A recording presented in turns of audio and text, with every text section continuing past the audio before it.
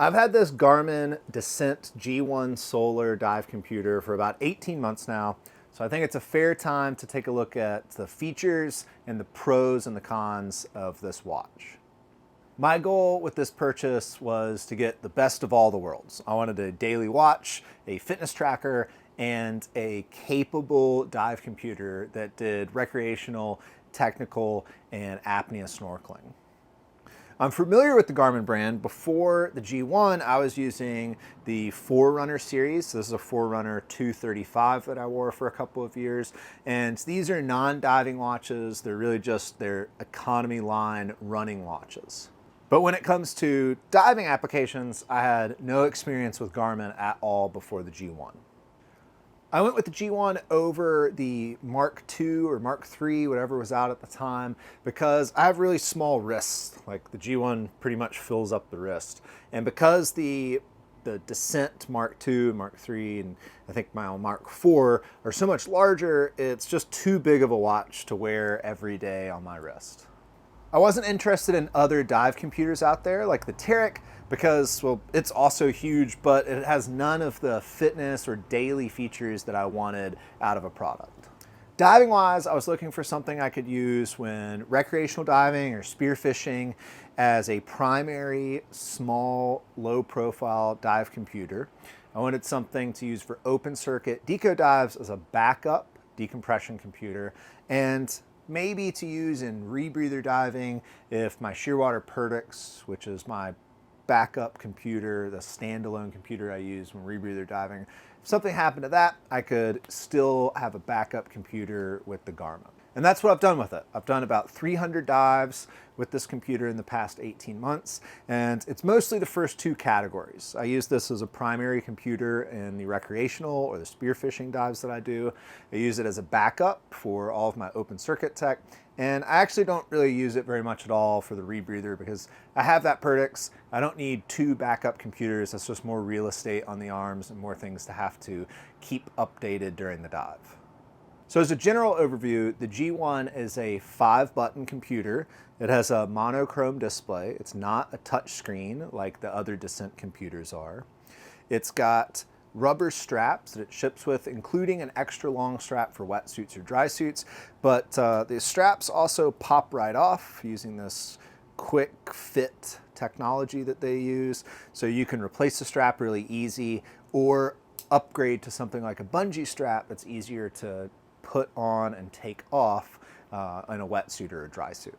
This is the solar version. It has about a 16-day battery when it's fully charged, and you're not diving. If you're diving, you're going to need to charge it every couple of days on the trip. Having done a little research after buying this, I don't think the solar really gets you that much more bang for your buck.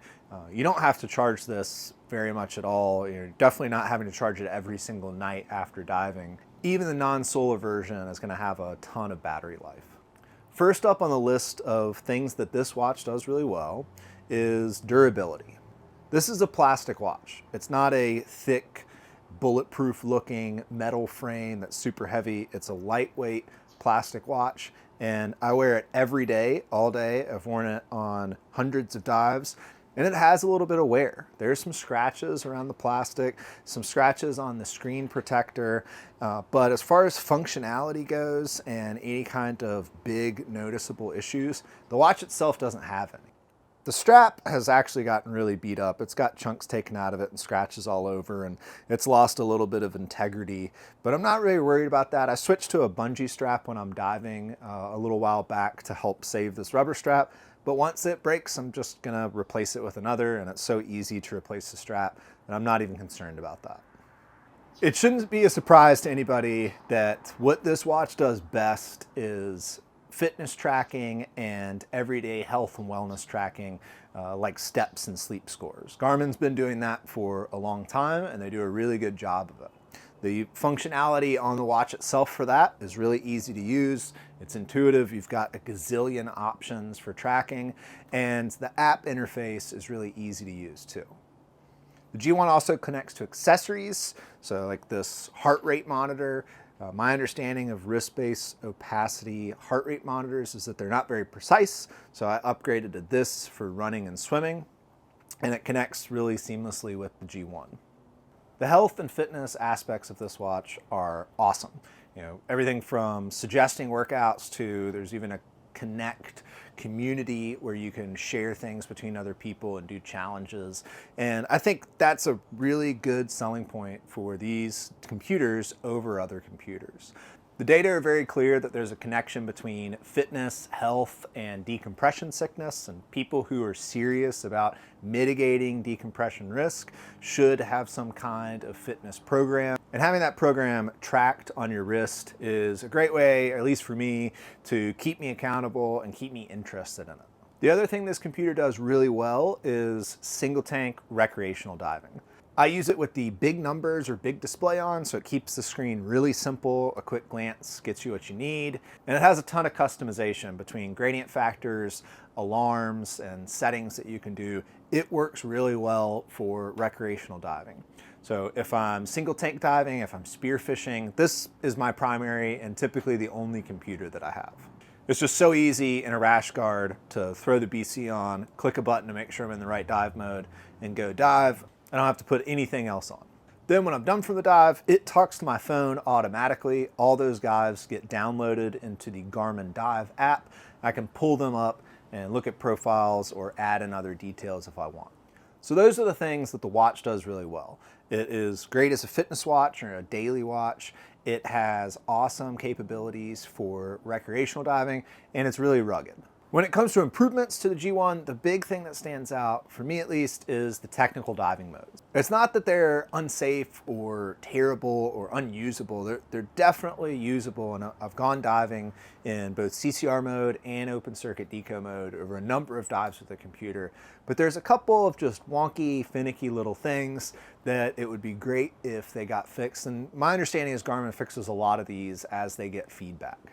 One example is when you go to switch gases, the display that pops up blocks all the data on your screen and you're unable to see your depth, which is an important part of switching gases. I believe they've already fixed that issue, but that's just one example of many wonky little things that when it comes to technical diving make this a little less easier to use than something like a shearwater.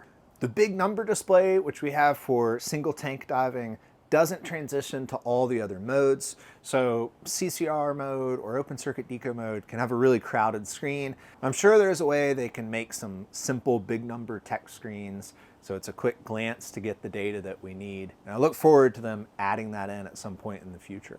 So the big takeaway is this crushes it when it comes to fitness watch, daily watch, recreational dive computer, and it works, but needs some improvement on the technical side, both open circuit and rebreather. These devices are just crazy powerful, the kind of stuff, integrations, and apps that they can do.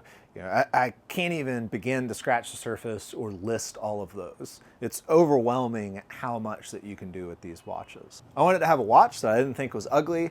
I wanted to be able to track my runs and my swims, and I wanted a capable dive computer to take underwater with me. The G1 accomplishes all those. I would buy it again. I probably wouldn't get the solar version if I bought it again. Probably save that little bit of money and just get the regular version. But I'm really pleased with it. It could definitely use some improvement on the technical front. Considering those are software issues, I see those as problems that will go away as people report them. Hopefully that intel gives you some good consumer education and you can use that towards your purchasing decisions. I covered the things that were most important to me to keep it simple with key takeaways, but there's tons of other information on the G1, and if you've got specific questions, feel free to give me a holler, and thank you for watching.